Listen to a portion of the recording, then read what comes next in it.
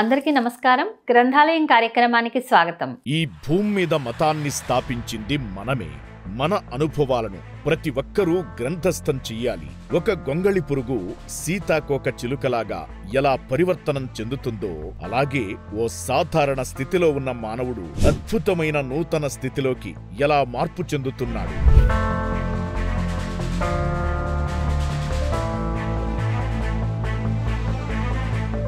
2500 సంవత్సరాల క్రితం అసలేం జరిగింది? దివ్యత్వాన్ని సాధించడానికి ఈ భూమండలానికి ఎలా వచ్చాం? మనం ఆధ్యాత్మిక అన్వేషణకే ఈ భూమి మీదకు వచ్చామని, ఈ భూమి మీద మనం సంతోషంగా ఆనందంగా ఉండాలనే విషయాలను చర్చిస్తూనే చీకటి శక్తులకు మనం ఎలా దూరంగా ఉండాలి, మనం సృష్టికర్తలుగా ఎలా మారాలి, కొత్త విషయాల నుంచి శక్తిని స్వీకరించడానికి మనం ఏం చెయ్యాలి, అలాగే ఎనర్జీ పెరగాలంటే నగలు అవసరమా, బంగారంతో ఎనర్జీ పెరుగుతుందా, డిఎన్ఏ మార్పు ప్రభావం అనేది సంతానం మీద ఉంటుందా, మన ఆధ్యాత్మిక ప్రయాణం ఎలా చెయ్యాలి, ఆ కారణంగా మనకు కన్నీళ్లు ఎందుకొస్తాయి, దీనికి అసలు కారణం ఏంటి, కలలు నిజమవుతాయా లాంటి అనేక విషయాల మీద ఎక్కుపెట్టిన అక్షరాస్త్రమే ది ఎసెన్షియన్. నా పేరు రాధా జోసిలా. ముందుగా మన ప్రియతమ గురువుగారైన బ్రహ్మర్షి పితామహ పత్రిజీకి నా అనంతకోటి ఆత్మ ప్రణామాలు. మై డియర్ ఫ్రెండ్స్, మనం అసెన్షన్ అనేటువంటి ఒక అద్భుతమైనటువంటి గ్రంథంలోని జ్ఞానాన్ని తెలుసుకుంటున్నాం. ఈ గ్రంథంలోని జ్ఞానం మనకు టొబయాస్ అనే ఉన్నతాత్మ ద్వారా జాఫ్రీ హాప్ అనేటువంటి ఒక వ్యక్తి, అమెరికన్ వ్యక్తి ద్వారా మనకి ఛానలింగ్ మెసేజ్గా అందజేయబడింది అనమాట. ఈ ఛానలింగ్ మెసేజ్ని, ఇంగ్లీష్లో ఉన్న ఈ మెసేజ్ని మనకు తెలుగులోకి అనువదించిన వారు గూడూరు వాస్తవ్యురాలైనటువంటి శ్రీమతి రేవతి మేడం గారు. మరి మనం ఎంతో అద్భుతంగా ఈ గ్రంథంలోని జ్ఞానాన్ని తెలుసుకుంటున్నాము. గత ఎపిసోడ్లో మనం ఏం తెలుసుకున్నామో ఒకసారి గుర్తు చేసుకుందాం ఫ్రెండ్స్. సంక్రాంతి కానీ క్రిస్టమస్ కానీ మనం జరుపుకునేటప్పుడు ఎంతో ఉత్సాహంగా ఆనందంగా జరుపుకుంటాం కదా. ఆ సమయంలో మనం ఏదో గంటల ధ్యానాల్లో కూర్చోవడము, లేదా గంటలు ఏదైనా ప్రార్థనలు చేయడము, ఇలాంటివి ఏమి చేయం. పూజలు చేయడము ఇవి ఎక్కువసేపు చేయం. మనం చాలాసేపు మనం చక్కగా బంధువులతోనూ స్నేహితులతోనూ ఆనందంగా గడపడానికి ప్రయత్నించేస్తాం. అలాగే కొత్త బట్టలు కట్టుకోవడం, వీధి గుమ్మాల్లో ముగ్గులు వేసుకోవటం, ఫ్రెండ్స్ అందరూ కలుసుకోవటం, బొమ్మల కొలువులు పెట్టుకోవడం, పేరెంటాలు పిలుచుకోవడం, అలా ఎన్నో అద్భుతంగా సరదాగా మనం చేసుకుంటాం అన్నమాట. అలాగా మనం ప్రతిరోజు పండగలాగే చేసుకోవాలి అని చెప్తున్నారు జీసస్.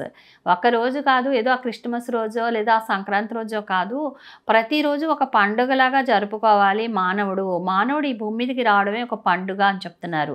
మీరందరూ దైవాలే అని తెలియచేస్తున్నారు ఆయన. నేను ఎప్పుడో చెప్పాను మీరందరూ దైవాలని, కానీ మీరు అప్పుడు అర్థం చేసుకునే స్థితిలో లేరు. కానీ ఇప్పుడు మీరు అర్థం చేసుకునే స్థితిలోకి వచ్చారు కాబట్టి నాకు చాలా ఆనందంగా ఉంది. అది నాకు గౌరవంగా నేను భావిస్తున్నాను. ఆ రోజు నేను అందరికీ మీరందరూ దైవాలే అని చెప్పాను, కానీ ఈరోజు అది మీరు ఇప్పటికీ తెలుసుకుని అది ఇంప్లిమెంట్ చేసే సమయం వచ్చి ఆచరణలో పెట్టే సమయం రావడం అనేది నాకు చాలా ఆనందంగా గౌరవంగా అనిపిస్తోంది అని జీసస్ చెప్తున్నారు. అలాగే మరి జీసస్ మనతో మాట్లాడాలి అనుకున్నప్పుడు జాఫ్రీ హాప్ ద్వారా ఆయన మెసేజ్ ఇద్దామనుకున్నారు. అప్పుడు జాఫ్రీ హాప్ అన్నారు, నాకు ఆ యోగ్యత ఉందో లేదో అన్నారు. అందుకని ముందు యోగ్యత అనే పదాన్ని రిలీజ్ చేసేయండి. మీరు ప్రతి ఒక్కరికి యోగ్యత ఉంది, మీరందరూ దైవాలే. మీరందరూ దైవాలైనప్పుడు మీలో ఎందుకు యోగ్యత ఉండదు? అర్హత ఉందో లేదో, యోగ్యత ఉందో లేదో ఇది ముందు రిలీజ్ చేసేయండి అని చెప్తున్నారు. టొబయాస్ ఏం చెప్తున్నారంటే, జీసస్ ఎప్పుడు మీతో పాటే ఉంటున్నారు. మీరు ఆహాభాషను మీరు ప్రకటితం చేసుకునే కొద్దీ, ఆహాభాషను ఉపయోగించుకునే కొద్దీ జీసస్ యొక్క ఎనర్జీస్, మాస్టర్స్ యొక్క ఎనర్జీస్ అన్నీ మీతోనే ఉంటాయి అని చెప్తున్నారు.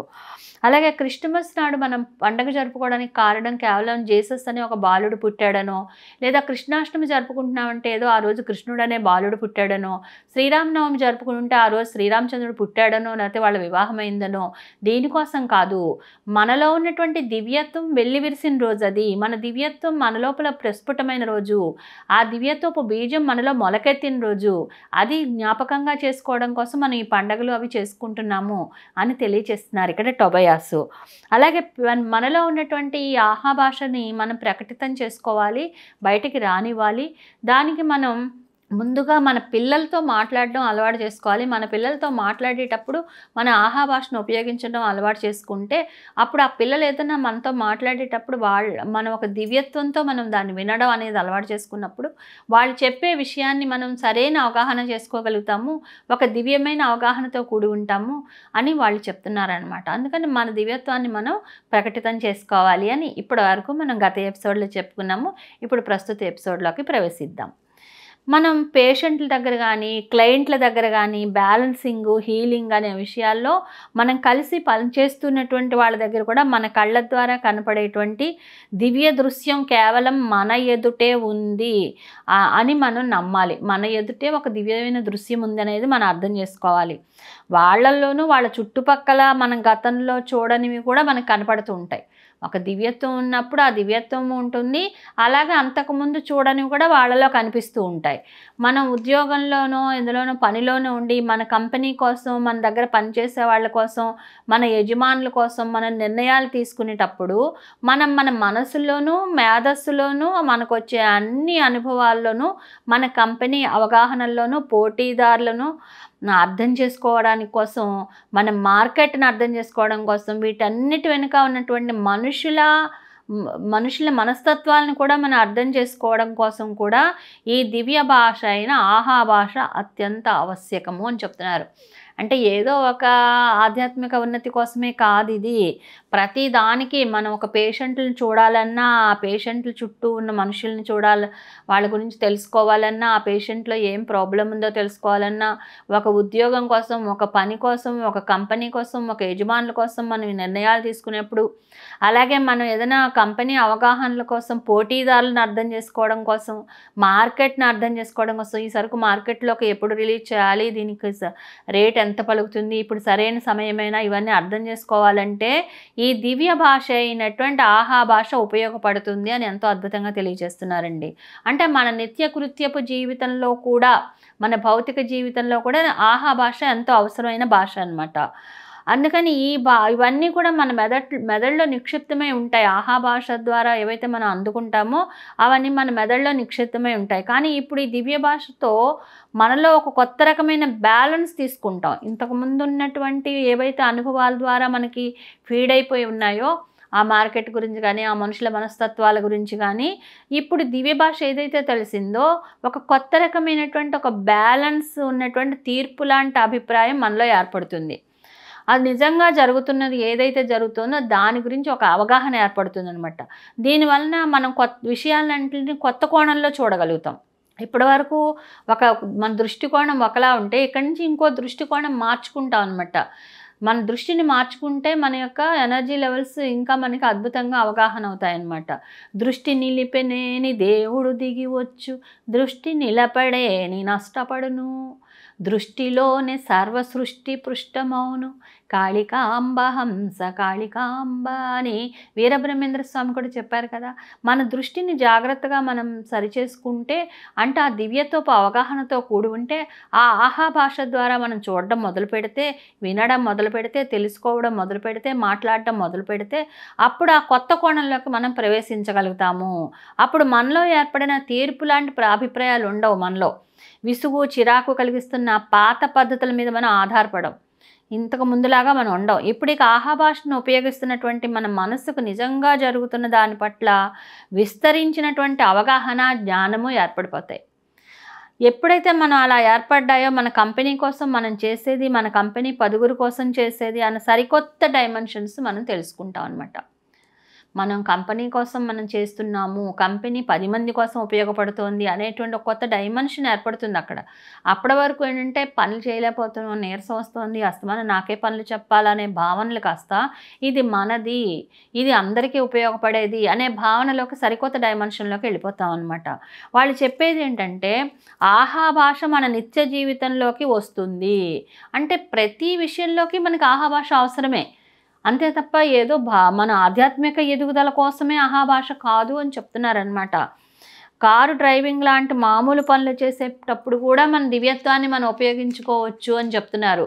ఎందుకంటే ఇప్పుడు యాక్సిడెంట్లు అవి అవుతున్నాయి అంటే ఈ మైండ్ కరెక్ట్గా లేకే కదా, ఈ మెదడు సరిగా పెట్టుకోక ఏదో ఆలోచనలతో మునిగిపోయి అశాంతికి దుఃఖానికి లోనైనప్పుడు వాళ్ళు ఆ కారును కూడా సరిగా డ్రైవింగ్ చేయలేని స్థితిలో కూడా ఉంటారు కొంతమంది.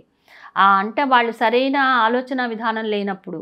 మరి అలా కాకుండా మనం ఎప్పుడైతే ఆహాభాషను ఉపయోగిస్తుంటో ఆ కారు డ్రైవింగ్ చేసేటప్పుడు కూడా ఒక దివ్యత్వపు అవగాహనతో వాళ్ళు చేయగలుగుతారు అని చెప్తున్నారనమాట.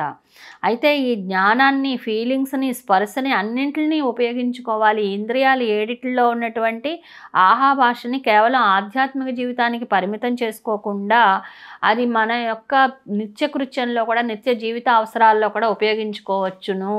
అలా ఉపయోగించుకుంటే దివ్యమైన జీవితాన్ని మీరు గడపగలుగుతారు అని చెప్తున్నారు. అలాగే మన ఆరోగ్య విషయంలో మనం ఏం తినాలో, ఈ శరీరానికి ఏం అందివ్వాలో మనం నిర్ణయించుకునేటప్పుడు కూడా మన దివ్యేంద్రియాన్ని ఈ వ్యవహారంలోకి రానివ్వాలి. అంటే ఏదైనా ఒక ఆహారం మనకు బాగా ఇష్టమైంది కదా అని తినేసామనుకోండి, తేడా వస్తుంది. అది తినచ్చా తినకూడదా అని నిర్ణయించుకునేటప్పుడు కూడా మన జిహ్వేంద్రియానికి, మన ఏడో ఇంద్రియ మెదడుకి మనం పని కల్పించాలి. అక్కడి నుంచి ఆహాభాష ద్వారా దాన్ని అర్థం చేసుకోవాలి. ఒక జ్ఞానంతో మనం దాన్ని అవగాహన చేసుకోవాలి. మన దివ్యేంద్రాన్ని ఈ వ్యవహారంలోకి రానిచ్చినప్పుడు అది ముక్కు ద్వారా, నోటి ద్వారా, తెలివి ద్వారా, ఫీలింగ్స్ ద్వారా అది తెలుసుకుని మనకి అది అక్కడ ఉందని అంగీకరించినప్పుడు అది చెప్తూ ఉంటుంది. మనకి అది చెప్పేది వినాలి. మన లోపల నుంచి వచ్చే ఆ దివ్యత్వాన్ని మనం వినాలన్నమాట, ఫీల్ అవ్వాలి. దాన్ని ఉపయోగించడం మొదలుపెట్టాక మొదటిసారి అది సరిగా పనిచేయదు. మనకి భంగపడకండి. అలాంటప్పుడు సరిగా పనిచేయట్లేదని ఉపయోగిస్తూనే ఉండండి, విసుగు చెందకండి. మనం బాగా నేర్చుకుంటాం, అప్పుడే మనకు ఆహాభాష అలవాటు అవుతుంది. అలా ఒకసారి పడిపోతేనే మళ్ళీ లేచి మళ్ళీ నడుస్తాడు పిల్లవాడు, మళ్ళీ పడిపోతూ ఉంటాడు, మళ్ళీ నడుస్తూ ఉంటాడు. అలా ఎప్పుడైతే మనం భంగపడుతూ ఉంటామో అప్పుడు మళ్ళీ మొదలు పెట్టండి. అలా మీరు చేయగా నేర్చుకోవడం అవుతుంది. సాధనమైన పనులు సమకూరు ధరలోన. ఎంత సాధన చేస్తే మీరు అంత ఇదిగా ఎదుగుతూ ఉంటారు.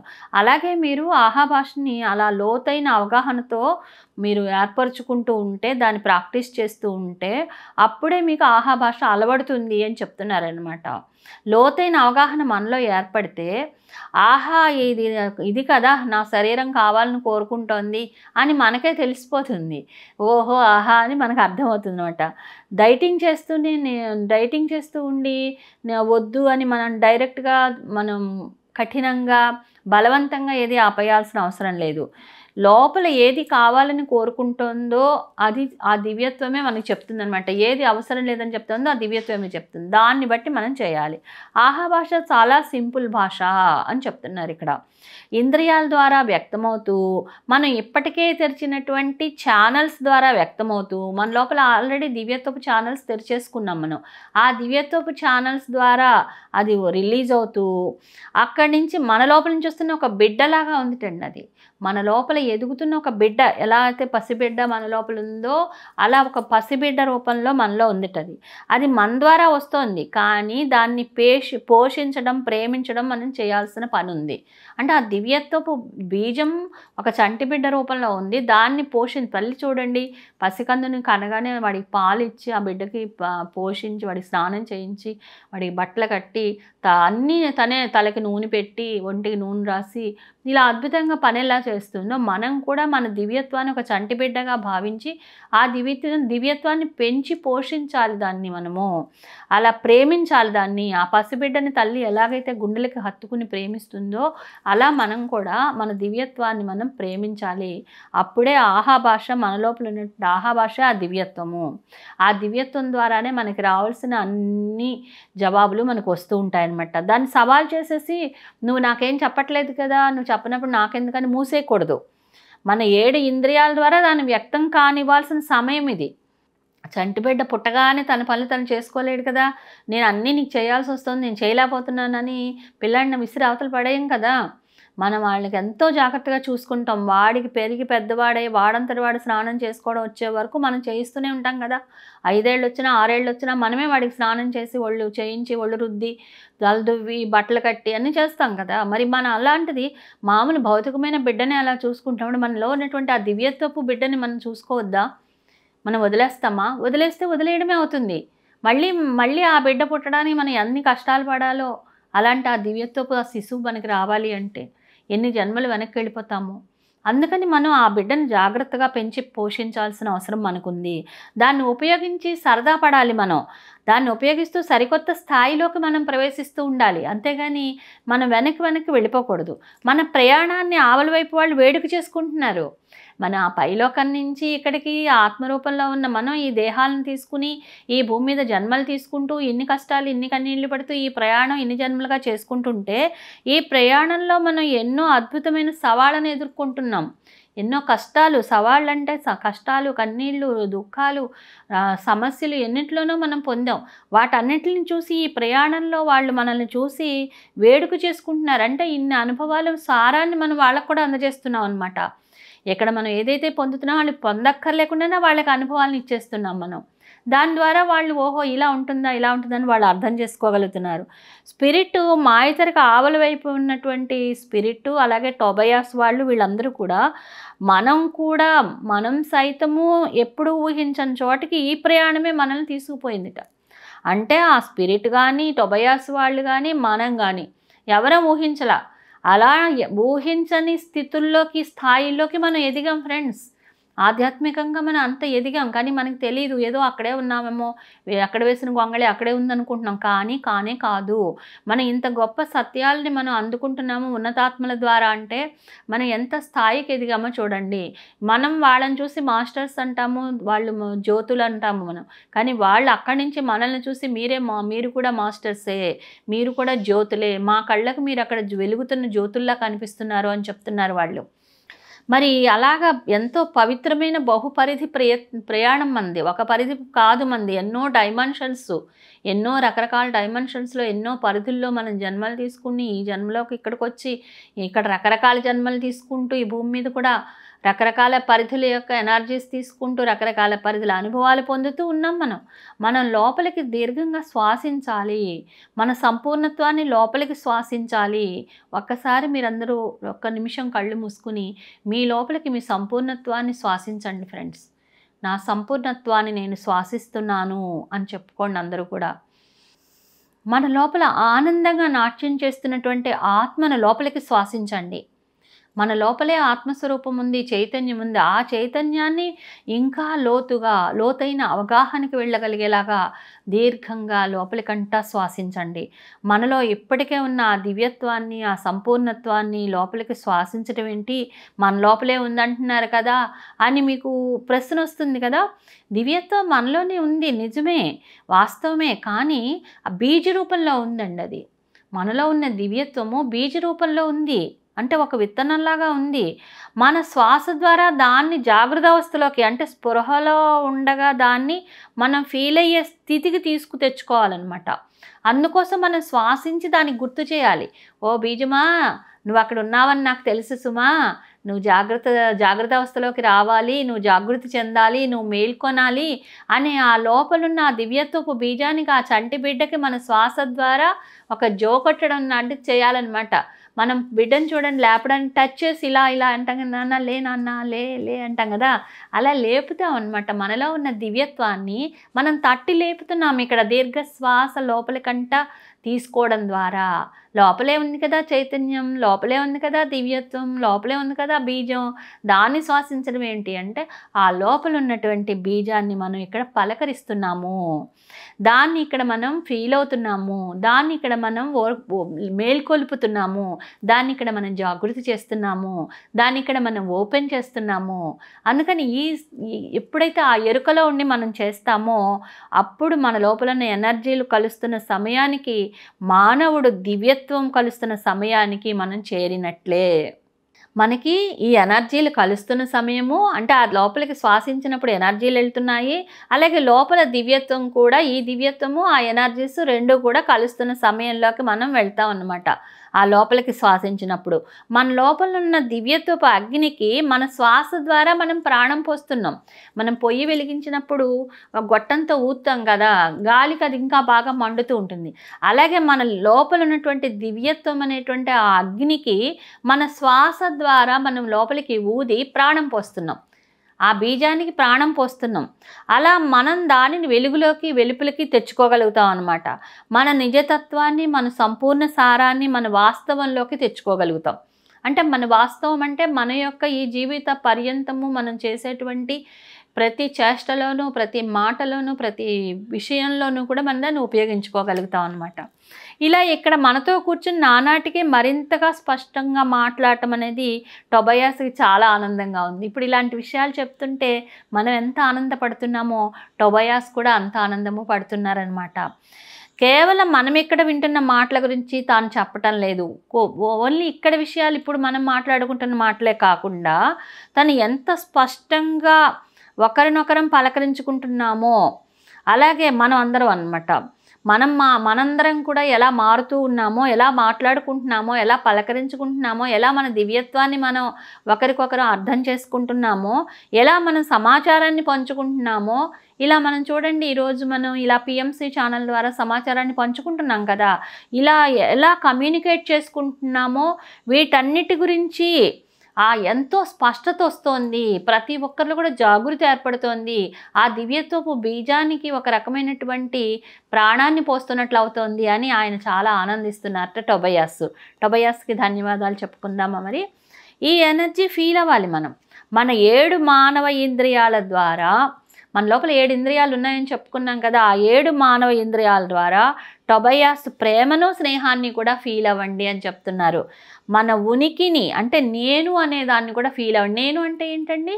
నేను అంటే అహమస్మి, నేను ఉన్నాను అనే ఒక ఉనికి, మనలో ఒక చైతన్యపు ఉనికి ఉంది. ఆ పరమాత్మ నుంచి, ఆ స్పిరిట్ నుంచి వచ్చినటువంటి ఆత్మ ఏదైతే ఉందో, ఆ ఆత్మ నుంచి వచ్చిన అంశాత్మ ఏదైతే ఈ శరీరంలో ఉందో ఆ అసలు ఉనికిని ఫీల్ అవ్వండి. దీర్ఘంగా శ్వాస తీసుకుని నా ఉనికిని నేను ఫీల్ అవుతున్నాను, నా అహమస్మి అనే ఉనికిని ఫీల్ అవుతున్నాను అని చెప్పుకోండి అందరూ కూడా. అలాగే టొబయాస్ యొక్క ఆయన యొక్క ఎనర్జీని కూడా ఫీల్ అవ్వండి అందరూ కూడా. ఒక్కసారి శ్వాస తీసుకుని దీర్ఘంగా లోతుగా ఆ టొబయాస్ యొక్క ఆత్మ యొక్క ఉనికిని కూడా నేను ఫీల్ అవుతున్నాను, ఆ ఎనర్జీని ఫీల్ అవుతున్నాను అనుకోండి. అలాగే మన లోపల ఉన్న ఆ దివ్యత్వపు ఉనికి ఏదైతే ఉందో అది మనకన్నా వేరైంది కాదు, మనకు వెలుపల ఉండేది కాదు. మన లోపలే అంతటా వ్యాపించి ఉంది, మన లోపల కూడా ఉంది, అది వేరేమీ కాదు. అది ఇక్కడ మనకి టొబయాస్ ఒక చిన్న కథ చెప్తున్నారు. ఏంటంటే కుటుంబంలో భాగమైన ఎనర్జీ కలిగినటువంటి షౌంబ్రా కథ అనమాట ఇది.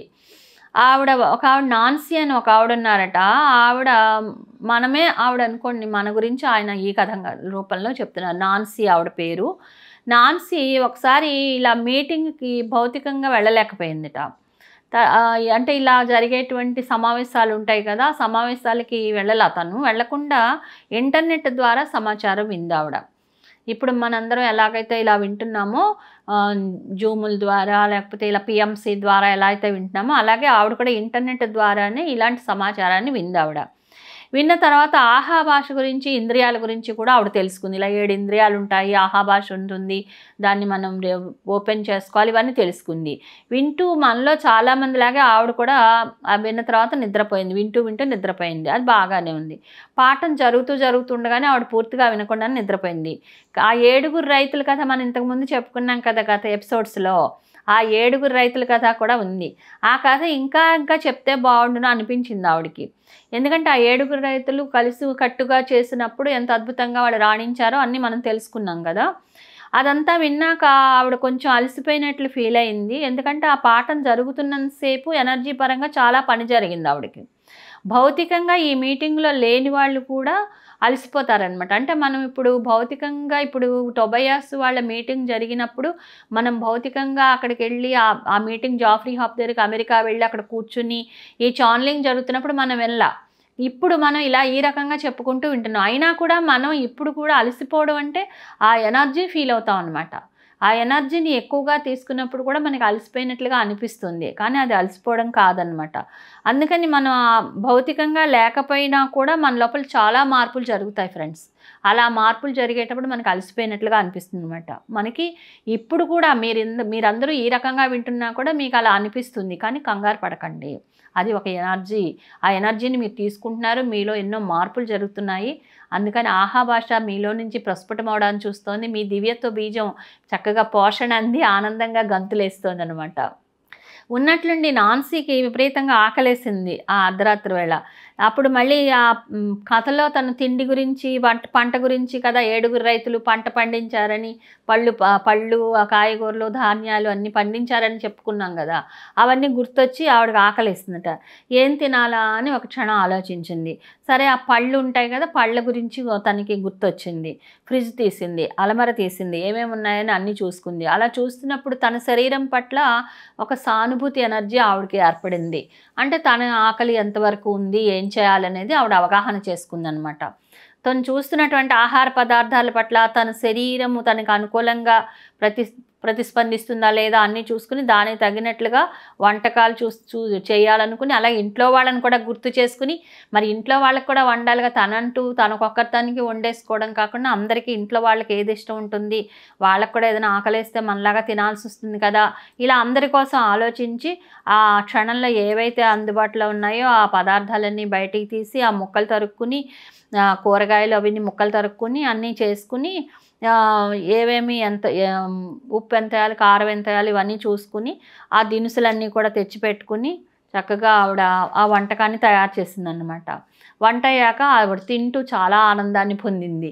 ఎందుకంటే ఆ రైతులు కూడా ఇలాగే అన్నీ సమీకరించుకుని అందరూ ఒక చోటకి చేర్చుకుని ప్రతి ఒక్కళ్ళు కూడా దానికి సంబంధించిన టెక్నికల్గా నాలెడ్జ్ తెలుసుకున్నప్పుడు వాళ్ళు ఎంత ఆనందాన్ని పొందారో, ఈవిడ కూడా అలాగే ఆ వంటకు సంబంధించినవన్నీ ఒక చోట సమీకరించుకుని వంట తనే స్వయంగా చేసుకుని తిన్నప్పుడు తనకు కూడా అంత ఆనందాన్ని పొందడం జరిగిందనమాట.